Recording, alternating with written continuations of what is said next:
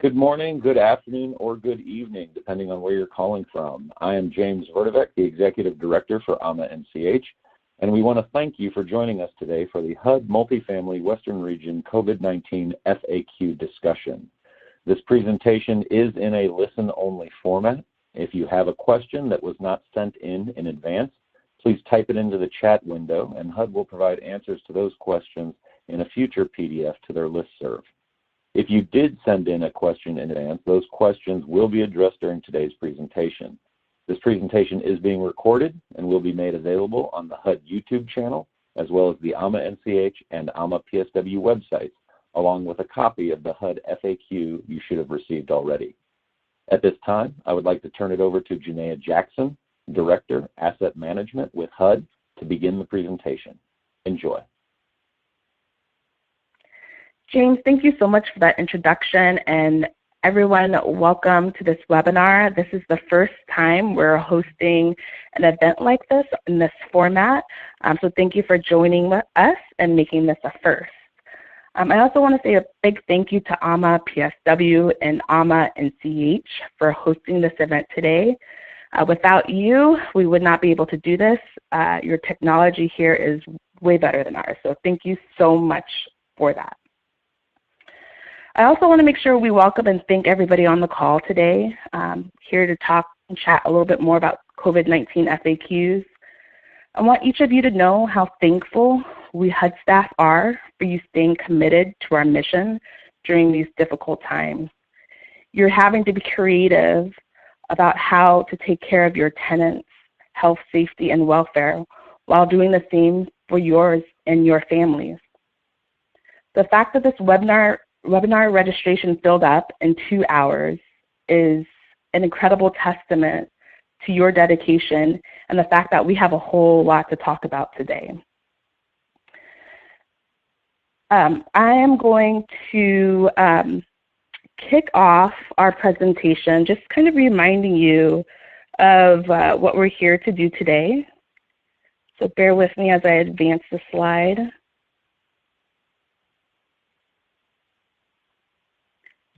Okay, so you will see here that we have an agenda to kind of just remind you of some of the basics that we've already sent out to you via the listserv. And then my branch chiefs, and we have a very esteemed senior account executive on the phone right now, Frank Castro, who will walk you through some of the most common FAQs that we're getting phone calls and emails about. So just to remind you who my branch chiefs are, on the line I have Julie Eklund, Sylvia Cuellar, Jim Raymond, Gwen Kelleher, Angela Morrison, and as I mentioned, our sage, Frank Castro, who is our senior account executive on the line. So like I said, we're going to walk you through some of our office changes that we've had to implement to adapt to us teleworking at home. Like I mentioned, we're not going to go through all the FAQs today, but we will go through every one of the questions that you put forward to us through the sf.incoming email. You sent in over 50 questions. We've integrated a lot of those questions into the presentation today, and those that we couldn't integrate into the presentation, we have set aside to directly talk with you about in the Q&A session at the end of our agenda here.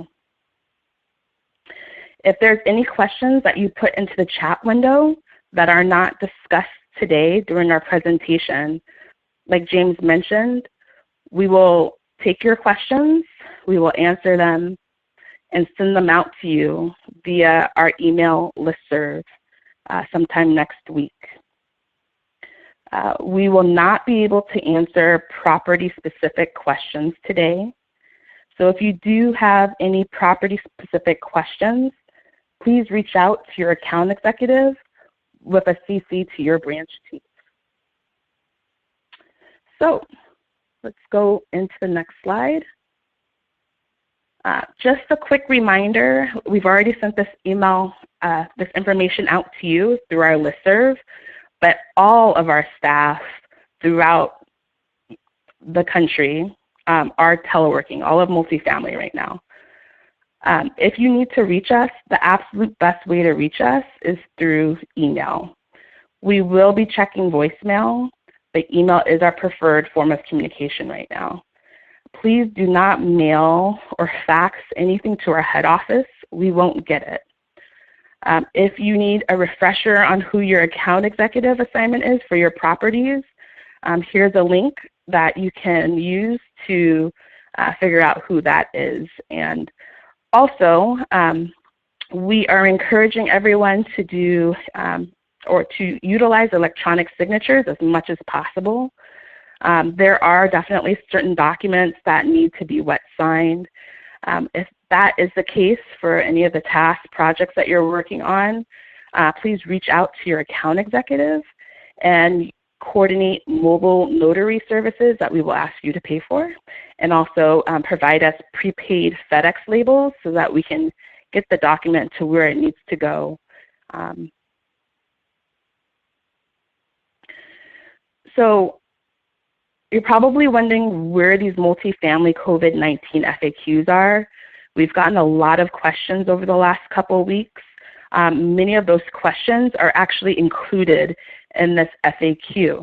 So on this slide, you'll see a web address for where you can go to pull that PDF. I just want to make sure that everybody notes that next to that PDF, it will tell you like a date. That's the date that that PDF was last updated, that the FAQs were last updated. So the current one is April 2nd, 2020.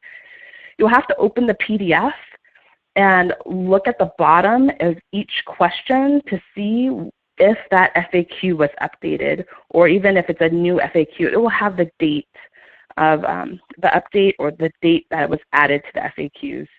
So we ask you to periodically look at this website. We do expect changes to this document on a weekly basis, if not more often.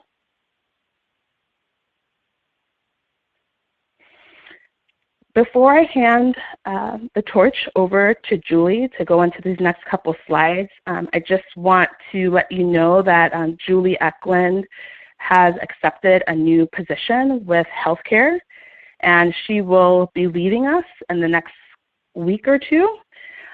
So I want you to know that we will have someone acting in her position, and we will make that transition as seamless as possible, but that we will very much so miss Julie. And if you would like to say your goodbyes, please, email her and say goodbye. Now handing it over to Julie. Thanks, Janaea. So the first fact that we're going to talk about is something that is obviously on everyone's mind. Who do they get in touch with if they have questions? If you looked at the FAQ and you still have something, or if something is going on at your project that you're concerned about, who do you reach out to? If it's something that's property specific, then as we said, you will reach out to your account executive. And as Janaea noted, there is a website that you can go to where you can research who your account executive is if you're not aware. We did get a question that relates to this a little bit. If the account executive doesn't respond in a timely manner, particularly if there's a COVID-19 concern, who would you reach out to? And in that case, if you are not finding the account executive to respond timely, then you would reach out to their branch chief or the director, Janaea Jackson. If you don't know who the branch chief is, then you can speak to the, you can email sf.incoming@hud.gov and note in there that you want your request to go to the branch chief for whoever the account executive is. If you have a more policy-specific question, Jeff Little, the Associate Deputy Assistant Secretary for Multifamily Housing Programs, is going to be the main point of contact for the multifamily stakeholders. And we have his phone number and his email on here. Again, I'm sure like everyone in multifamily, he is teleworking from home, so the easiest way to reach him would be via email. We received a question that says, Chapter 38 of the 4350 states that HUD should designate a multifamily emergency response coordinator. So who is that, and how do you find the emergency response team? Again, please contact Jeff Little for any policy questions or your account executive about any project-specific questions. Headquarters is currently working to mobilize the ERT team, so we do not have that in place just yet. But again, you can keep an eye on the facts, and you'll be getting emails on that. So when that happens, you'll be the first to know. So next slide.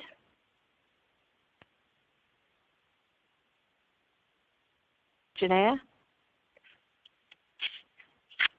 Oh, sorry, I'm having technical difficulties. Okay. Did it advance? Yes. Yes. Okay. So have the multifamily field offices been given guidance on how housing providers should prepare and respond to COVID-19? We've been receiving regular direction from headquarters to the field. We have passed on the information that we have. We have these facts. However, when you're getting into details of how to prepare and respond to COVID-19, we want to encourage you to follow CDC guidelines. We have a link here for information on emergency preparedness, planning, identification, and messaging for the aging and disabled. And so you can click on that. So next slide.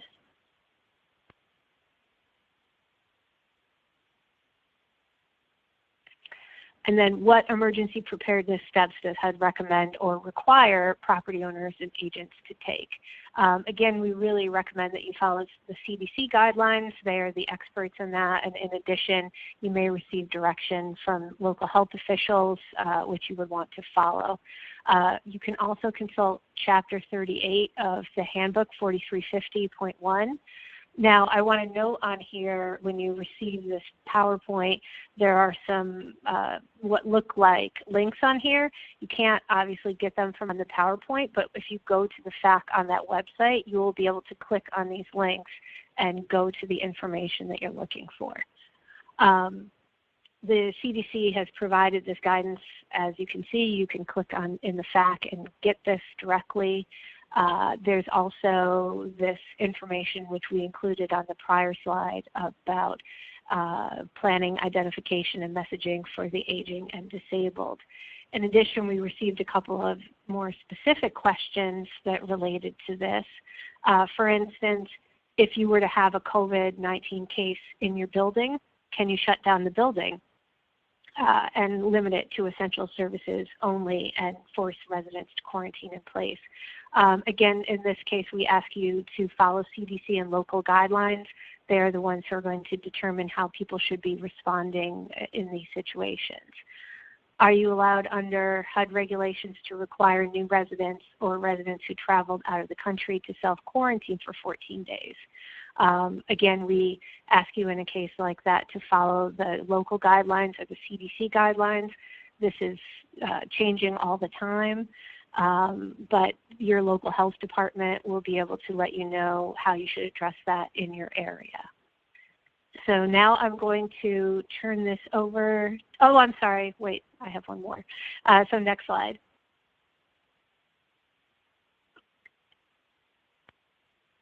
And are we collecting potential resource information? Some of you may have had experience with this in disasters in the past, where multifamily is tracking vacant units and multifamily properties. In this case, we're not currently collecting that information. However, again, this is a changing situation all the time, so the regional directors may very well request that in the future at their discretion. So thank you for these questions, and now I'm going to pass it over to Sylvia Cuellar for the next slide. And actually is going to be Angela Morrison for the next few slides. We're going to talk about how does HUD assist properties learning about a positive COVID-19 case impacting residents, staff, and community. We learn from our residents, we learn from our staff, and the community members. Make sure you contact the local health department if there are concerns that the resident or staff has about COVID-19. Next slide, please.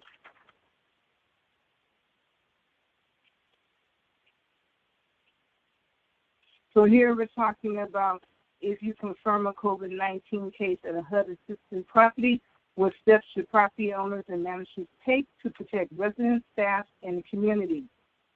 HUD suggests property owners and agents follow the Center for Disease Control guidelines and the direction of the local health officials, especially in the event of a property quarantine. HUD also recommends that owners and agents create a communication plan to get the information out to the residents, staff, and community. We recently had a property confirm a case of COVID-19 with the resident and the living aide. The property manager immediately contacted the account executive at HUD. They had the resident and the living aide to self-quarantine for 14 days and notified the staff and the residents living in the facility. They immediately worked with the medical provider for that resident, and they placed a lockdown of the property while they were addressing these issues. And one of the questions that we got in regards to this, if a resident doesn't comply with requirements to stay in their apartment, can we enforce that as a lease violation for potentially putting other residents and staff at risk? We're not sure about this question, and what we'll have to do is we'll have to send it to headquarters for their guidance on it. Next slide, please.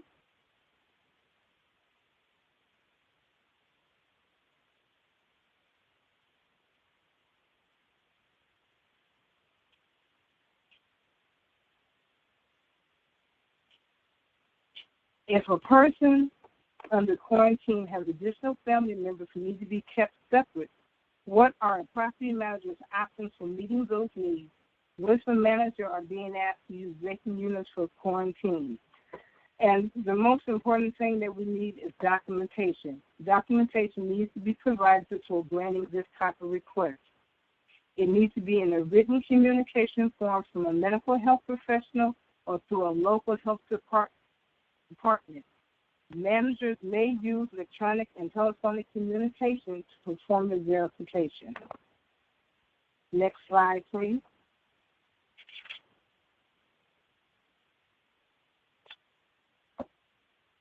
It's a HUD 4350.1 Multifamily Asset Management and Project Servicing, Chapter 38, Multifamily Emergency Disaster Guide applicable with FEMA declarations of COVID-19. Yes, it is. Multifamily authorizes the use of this guidance in this chapter for program participants. Please remember that this only applies to states that are subject to the Presidential Major Disaster Declaration. This is sanctioned under Section 221D, 236, 221D, 236 mortgages, under Section 223A7 of the National Housing Act. At this time, I will turn it over next to Glenn Callagher. Good afternoon, everyone. Hope everyone is well and healthy. I will be talking about the next slide. What emergency funds can owners and agents access for outbreaks of preparedness and response?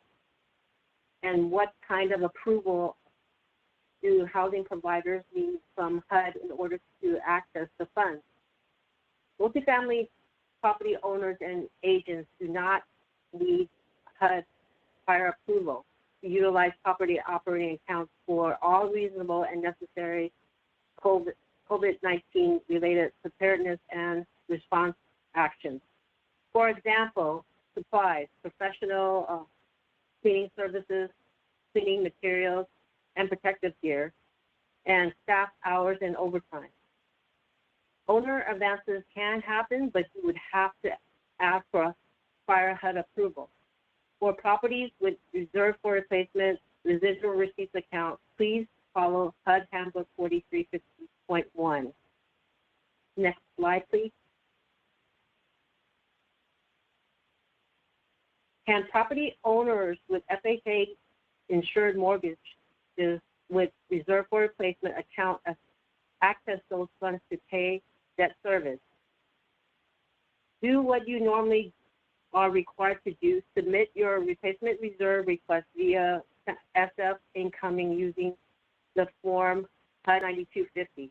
Requesters need to include evidence of cash shortfall, example, the latest 3 months monthly accounting reports, and a promise to repay the replacement reserve account. HUD staff will process your request quickly, provided the owner is in compliance with all business agreements with HUD. Next slide. Can HUD provide guidance on who is an essential employee in state localities that have strict stay-at-home or shelter-in-place requirements? HUD refers to CISA, state and local governments.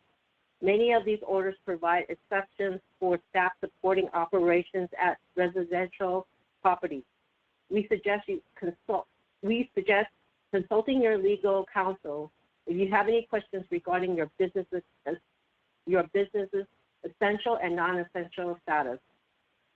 Next slide, please. Is testing for COVID-19 virus for property staff an eligible cost? Or if so, under what source of funding? How about residents? These are not eligible costs. However, a deduction for reimbursement medical expense for elderly and disabled households can be done with an interim recertification. Please refer to HUD Handbook 4350.3, Chapter 7.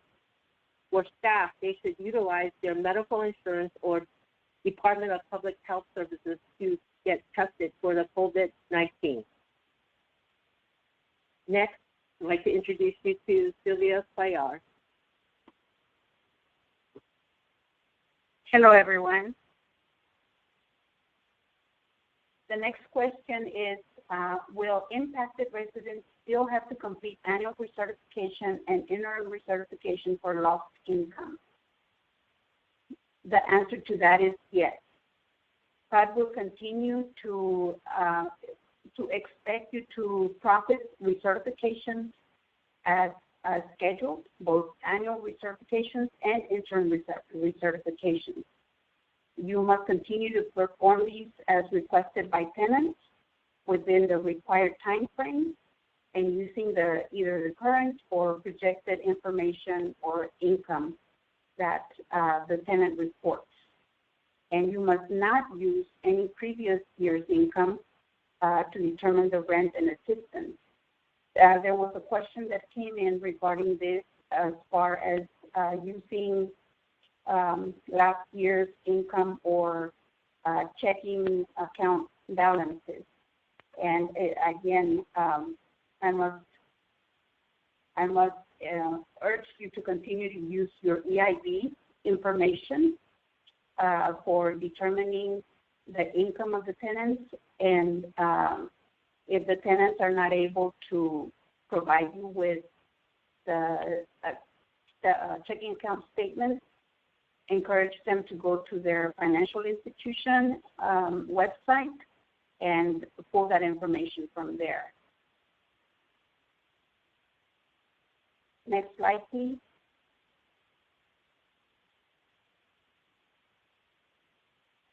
Additional information regarding recertification. Even though I did mention that owners and agents are required to continue processing annual recertifications as scheduled, we understand that there will be extenuating circumstances due to the current COVID-19 emergency. So we encourage you to try your best to obtain the information from the tenant and the normal process that you go through on an annual basis. And if you're not able to obtain the documentation or information, you may go to the HUD Handbook 4350.3, Revision 1, and the Track SMAC Guide, so that you can find out which other forms of acceptable verification documents you may accept. And HUD considers the CDC recommendations for controlling the spread of the virus, and as well as the shelter in place, as similar other instances as qualifying as an extenuating circumstance. And again, we recommend that you begin the recertification process way in advance, at least 90 days in advance of being, or complete the recertification process within 90 days of being advised of the extenuating circumstance. And the recertification date will not, the annual recertification date will not change. It will remain. Even if the recertification is not completed in time, you will make the recertification effective date the same as the anniversary date as usual. The total tenant payment and the assistance payment will be effective retroactive to the recertification anniversary date. Next slide, please.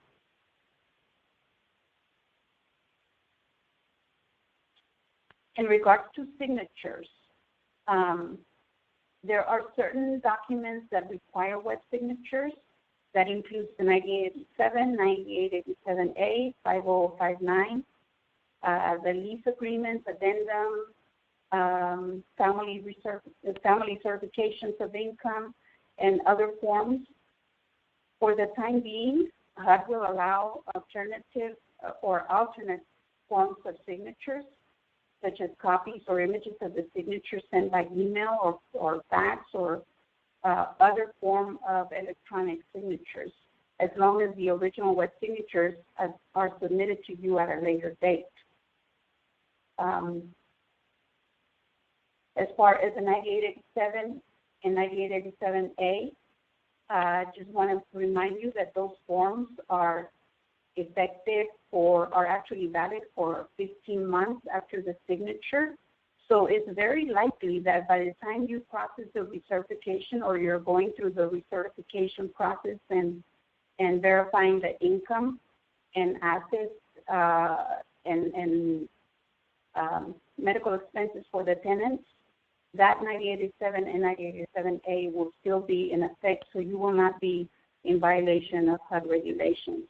But just be sure that you obtain those wet signatures as soon as you are able to. In regards to the 5059, again, due to the extenuating circumstances, if you are not able to obtain the signatures on that particular form, you can obtain electronic signature, and at a later date, you can obtain the wet signature. Next slide, please.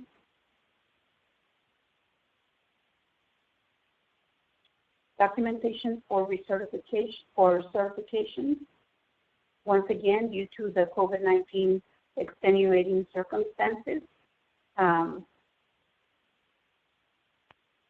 tenants can provide documentation for the recertification by email or any other type of electronic delivery, and that includes pay stubs from employment income. It also includes Social Security or SSI benefits letters, any type of letters from their either the Social Security benefits or pensions or any other bank statements, any other type of income verification that is submitted electronically will be accepted. And regarding the Social Security Administration, we actually received a question about whether or not we would accept the Social Security information from last year, and that the answer to that question is no. One of the reasons that was given to us was that they were using EDD, which is a service provider that verifies income. And I just want to remind you that if you choose to use that service provider, that's fine. Just remember that it's not an allowable expense under your operating expenses. And also, you should be using the EIB. Actually, you must be using the EIB system to verify Social Security income and any other type of Social Security benefits. As far as whether or not you have a tenant that is either moving in or the information has not been updated in EIB, you can always use the cost of living increase that the Social Security Administration has posted on their website and apply that to last year's Social Security benefit income, and that way you can obtain the annual income for that particular tenant. And just remember to collect the original documentation from the tenants at a later date. Regarding the tenant assistance certification system, when there is an extenuating circumstance, such as the COVID-19 that we are currently experiencing, you must remember to submit the interim recertification and annual recertifications through tracks, either through the contract administrator or directly to tracks, whatever is applicable, and use one of the codes that are listed there. If you are submitting a tenant certification that is either late or that you are submitting a recertification that without a tenant signature, you can use the code 1 for medical if the medical staff has quarantined the tenant, 2 for late annual recertification due to the accommodation of the rate under the extenuating circumstances, and 10 for others. Next slide, please.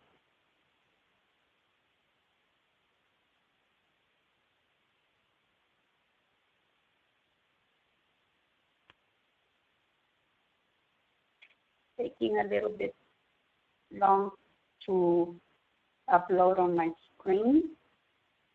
I don't know if you can see it.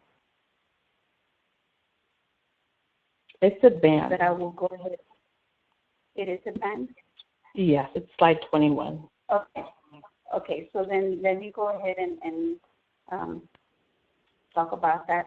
So anytime there's a correction certification to remove the extenuating circumstances code, that must be submitted to track with once the appropriate signature is obtained from the tenant on the form 5059. You need to remember to include those codes. And owners are reminded to maintain at least 90% of the certification active in active status and tracks in order to be able to maintain your subsidy payments. If it falls below 90%, then you will not get your payment. So please remember that is very important. And as Janelle mentioned earlier, these questions and answers are updated at least once a week. This particular one was updated on April 2nd, and we will continue to provide you with information as it comes. And if you have any other questions, please send them through the chat, and I will turn it over to Frank now. Thank you, everybody, for attending. If this little computer thing spins like it's been doing, the questions that I'll be referring to are actually on page 9 of the current Q&A, question and answers that was published on April the 2nd. The series of questions that I had to address had to do basically with maintenance employees and their ability to service the units.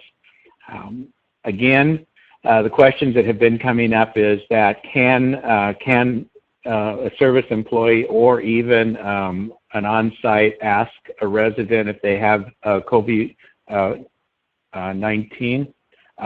yes, they can.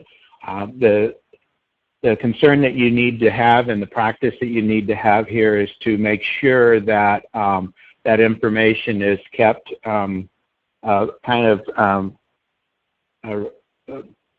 confidential, because you still have the HIPAA guidelines that you'll be subject to as you move forward. The maintenance people can ask, and again, it's up to the maintenance folks if they feel comfortable in entering the room, that they be allowed to do so. If they do not feel comfortable entering the room, then by all means, it's at their level that they can deny it at that time. If the repairs are non-essential, basically at the time, then it's a repair request unit by unit. If it is a repair that's required because of health and safety, then you need to look at the local health guidelines to ensure what the procedure would be for entering that unit if a resident either is denying you entry because of the COVID-19 or is in fact affected by it. Next slide, please.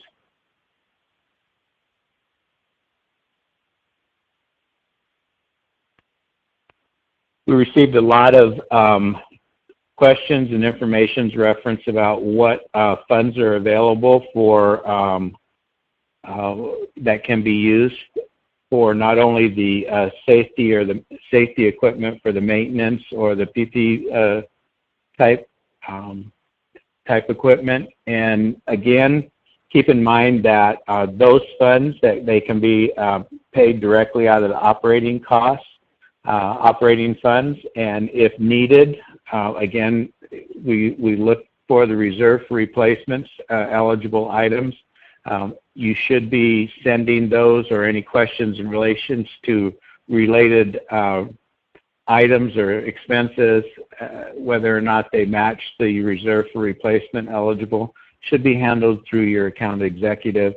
And also, if there's any concerns in paying mortgages out of the residual receipts, those questions should be directed to your account executives, and if approvable, they'll be processed through a 9250. Next slide, please.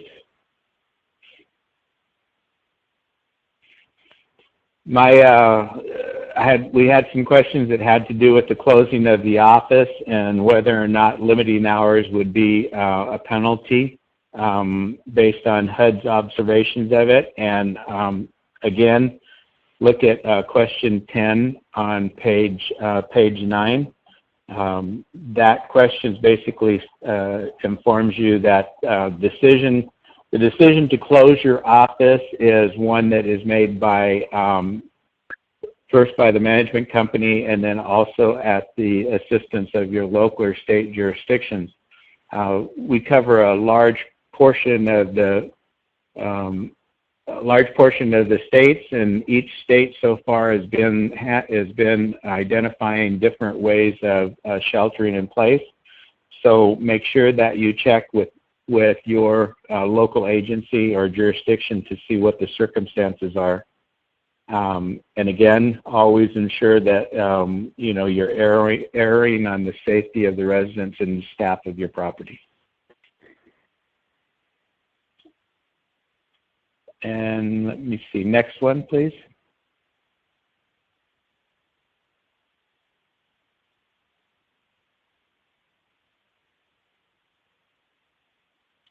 Next question that we had was also on page, let me see, it's also on page 9.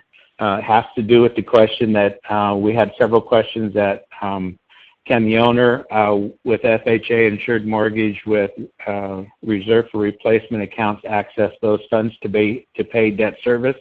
Again, that's another question that we had to do with residual receipts and reserve for replacement. Again, you need to submit your request through 9250 to SF Incoming, and it'll be assigned to your account executive for processing. So make sure that you follow that process. If you have a question about it, whether or not you feel it's going to be eligible, I'm sure that you may be able to ask your account executive on it. And I believe with that, I am done, and I'll turn it over to Jim Raymond. Thank you, Frank. Thank you for everybody getting on the phone.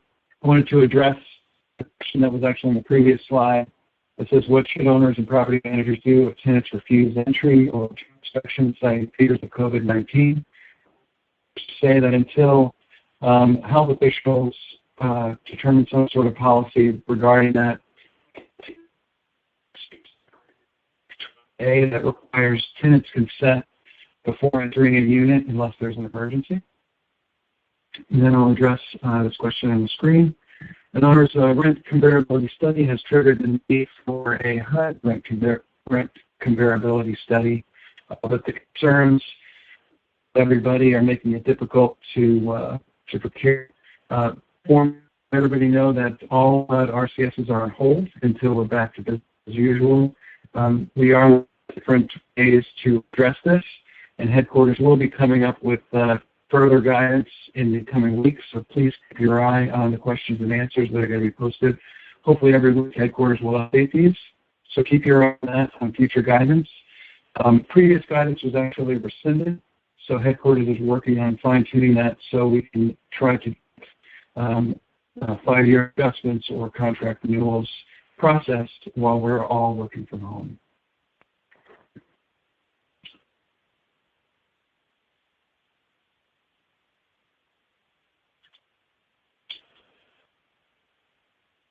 I just wanted to address a couple questions that came into our inbox that aren't part of the presentation, though. One of them is appraisers are not scheduling site visits due to the pandemic, and this falls to same situation for the HUD RCS is that if an RCS can't be procured by the owner during this time, what most likely is going to happen is you should request to renew at current rents for a short-term contract not to exceed 12 months. Then when an RCS can be completed, we would review that and process that accordingly. So if your contract is coming up for expiration, please work with your account executive on trying to get a short-term renewal while we deal with this pandemic. Same question with appraisers and their concern. If you have the residents and the appraisers, please check HUD's frequently asked questions, hopefully updated again next week.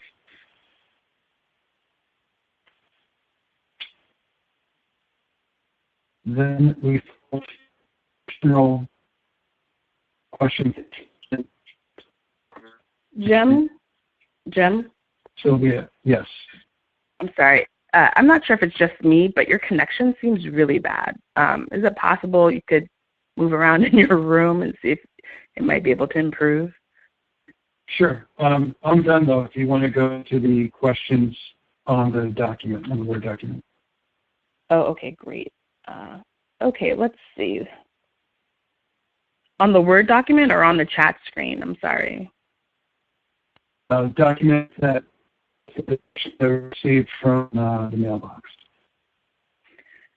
Okay. Hold on. The last section of the Word document, Janelle. Yeah, it managed to close on me. Does someone else have it open? I have it open. Can you go ahead and read it? Yes, I can do that. So one of the questions is by a management agent stating that the staff is scared to interview the outside applicants now, and so they're only allowing essential visitors and vendors to enter the building per Governor Newsom's legal order, and this means that they are incurring some significant vacancy losses if units sit vacant.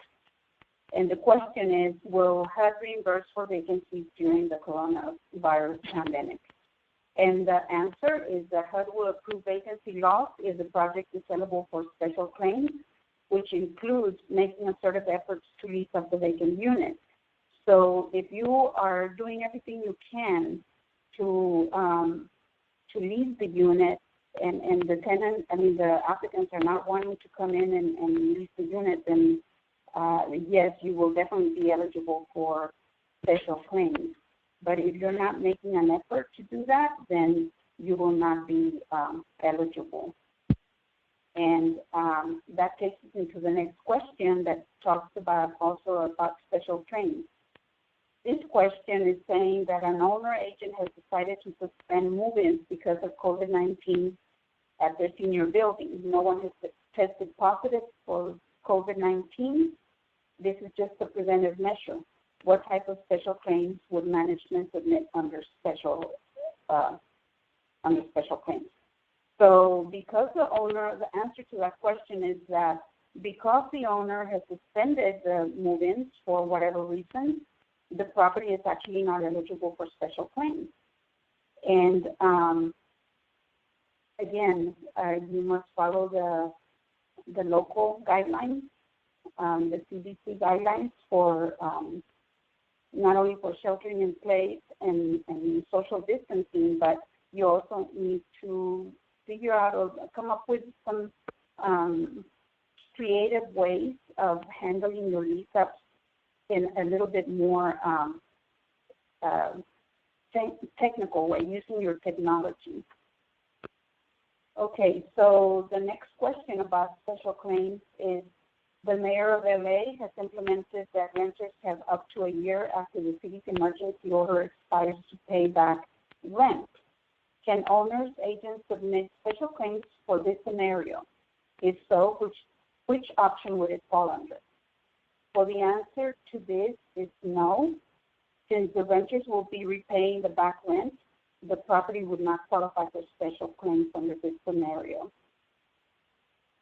The next question is, how do owners treat applicants when they refuse to move in due to COVID-19? Let's say the person moved out because he or she is tested positive for COVID-19.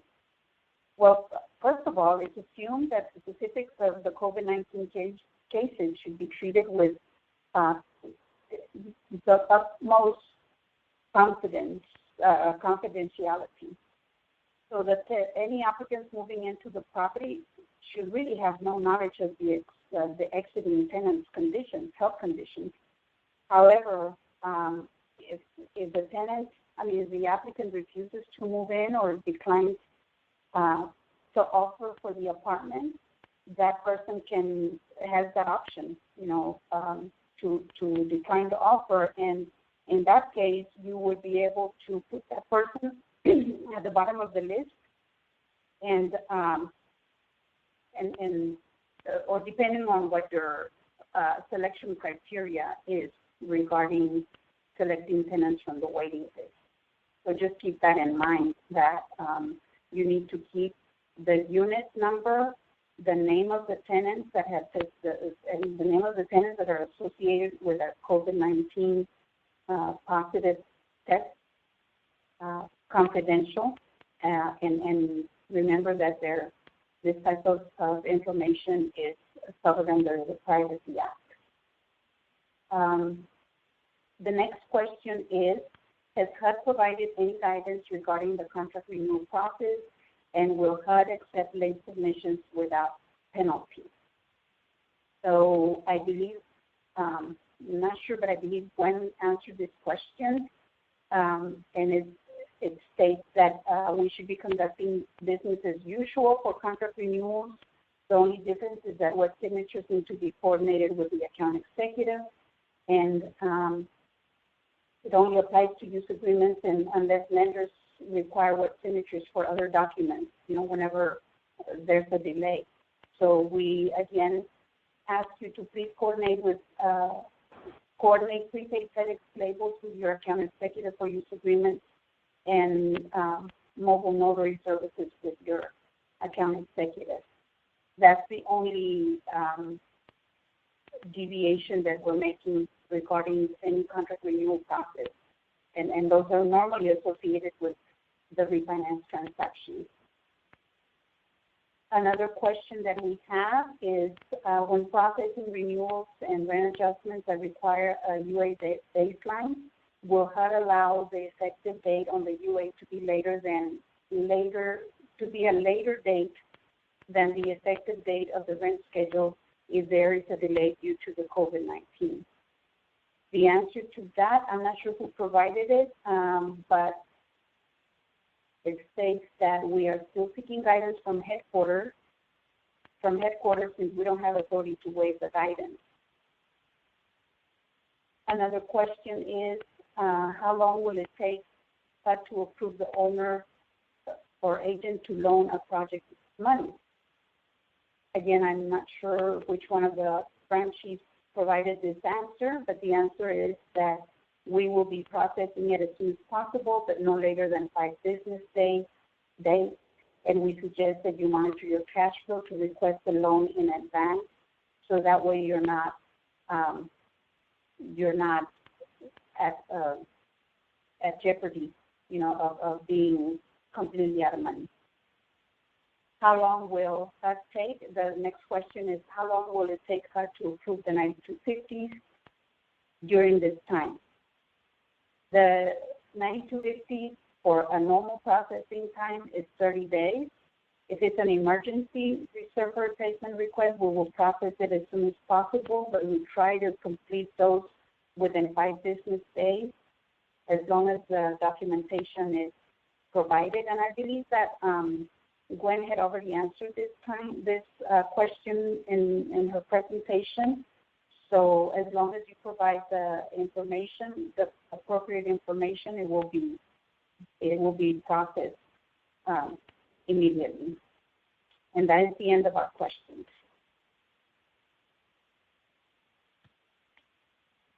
So we have 8 more minutes left on the clock. So I am going to scroll through the chat questions and see how many of these we can answer you while we have a bit of time left. So the first question I see here is, can we get a list of documents that must have wet signatures? Gwen, do you want to answer that one?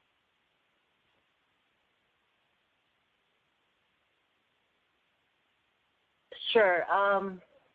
Currently, the only documents that are required that requires wet signatures is use agreement.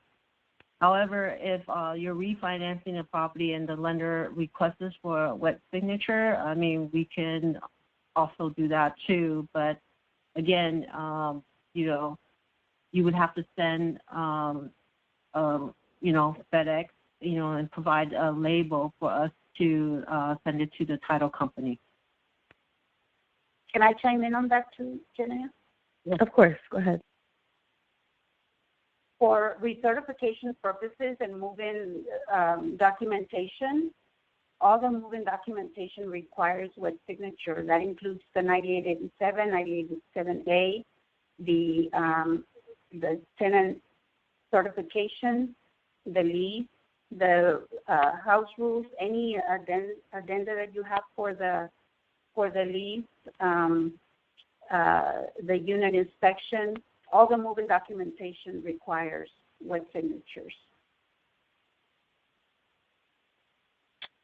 Okay, the next question in the chat window is, may we have a copy of the PowerPoint slide emailed to us after this presentation?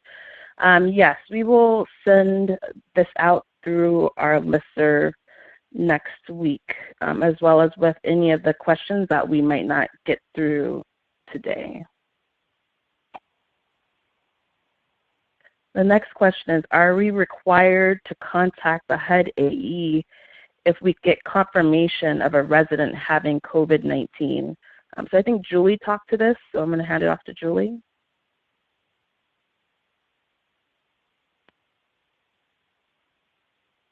Hi, sorry, I was on mute.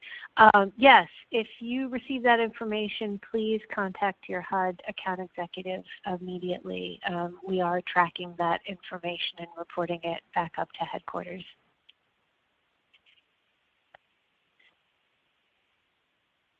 Okay, thank you. The next question is, what if the senior resident doesn't know how to obtain their bank statements via the institution's website. Can the resident self-certify? I believe you talked to this. Sylvia, do you want to answer this one? Yes. That is a really tough one because I know that most of the elderly residents receive their bank statements via email. So you may want to ask them if they can make take a picture. Most people nowadays have smartphones. Maybe they can take a picture of their bank statements and send them to you. Otherwise, I would refer you to the 4350.3 and the exhibit that shows the acceptable forms of verification.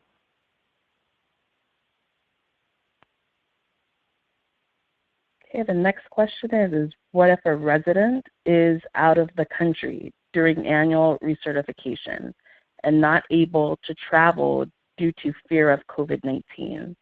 They have no access to email. Will they be non-compliant? Sylvia, do you want to take that one? Yes, that would actually be considered under the extenuating circumstances. So you would have to just wait until the resident comes back and conduct the annual recertification. And the annual recertification effective date will remain the same, and you will make their rent retroactive to the anniversary date of the annual recertification. In the meantime, that resident's subsidy will be temporarily terminated, but once they come back, you will reinstate it and make it effective on the annual recertification, on the anniversary date of their annual recertification. Okay, the next question is, if you are having the tenant sign at a later date, are they dating the documents on the date it was originally processed? Sylvia, you want to take that one as well? Yes. No, they should be dating the documents on the day they actually signed the document. And I would advise you to make a note to the file indicating that due to extenuating circumstances, the tenant was unable to sign. And so that way when you have a management review, you will not get a finding for that. Okay, we have 2 more minutes left, so we're going to do 2 more questions. The next one is, if a project's current cash flow is fine, can the owner still request a suspension on their monthly replacement reserve deposit in order to hire a security firm if a building is shut down? Frank, do you want to take this one? I'll give it a try. The request for submitting the individual will still have to submit a request to suspend the reserve for replacement, and then in that request be specific for the reasons. I don't see where a building completely would be shut down, but then we're so new at this. I really don't know. That would have to be based on individual circumstances. So that's a difficult one to answer off the top. Okay. And the last question is there any guidance on what specific information must be shared with tenants? Gwen, do you want to take that one?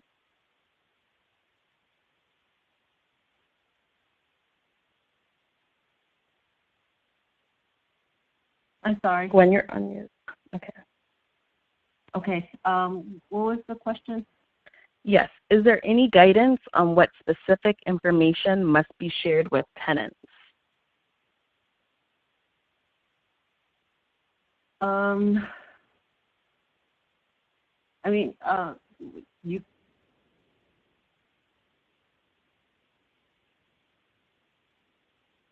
would be open. I mean, like, you could share as much information share, the latest guidance and updated information with the tenants. What kind of, can I get examples of specific information?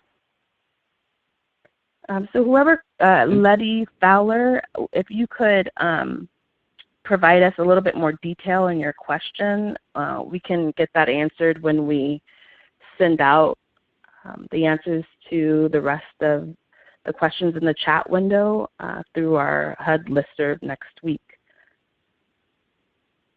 Okay, everyone, thank you so much for joining us today. I'm going to add a little shameless plug in here that we will have our Industry Day at the end of the month on April 23rd. We are going to do it by webinar as well. We will send out the details of how that will all be done through our listserv, so please keep your eye on our HUD listserv. But again, thank you so much for taking the time to be with us. Thank you for all these wonderful questions. We're going to make sure we float all these questions and our answers up to headquarters so that they're aware of the concerns that are on your minds in doing business right now. So again, thank you so much for your time and have a great rest of your day. Hopefully everybody can get a martini at home and have their own shelter-in-place happy hour, okay? Enjoy. Take care. Bye-bye. Bye, everybody.